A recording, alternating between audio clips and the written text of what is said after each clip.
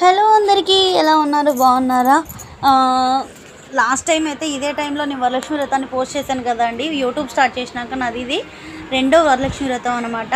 ముందుగా నా సబ్స్క్రైబర్స్ అందరికీ కూడాను వరలక్ష్మి వ్రత శుభాకాంక్షలు.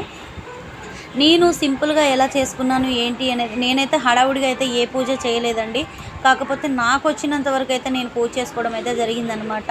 ఇలా ఈ విధంగా అయితే నేను పూజ చేసుకున్నాను. నాకు పని అయిపోయే వరకు కూడాను, పూజ అయిపోయే వరకు అయితే 10 o'clock అయిపోయింది.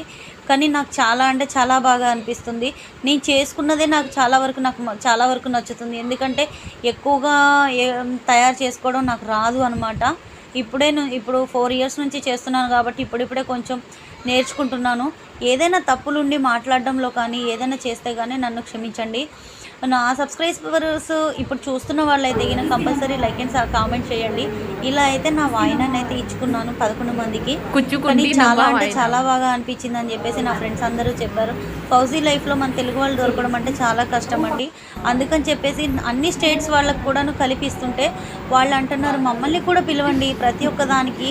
ఇలా చూడడం చాలా బాగుంది. ఇలా హల్దీ రాయడం, కాళ్ళకు పసుపు రాయడం ఇవన్నీ కొత్తగా ఉన్నాయి మాకు అని చెప్పేసి చెప్తున్నారు. నెక్స్ట్ టైం మేము వస్తాం, మాకు ఇలానే చూపించండి, మేము కూడా నేర్చుకుంటామని చెప్పేసి చెప్తున్నారు. మన ప్రసాదాలు కూడా చాలా నచ్చాయంట. ఈ వీడియో కనుక మీకు నచ్చినట్టయితే లైక్ చేయండి, సబ్స్క్రైబ్ చేయండి, అప్పుడు షేర్ చేయండి. ఓకేనా? బాయ్.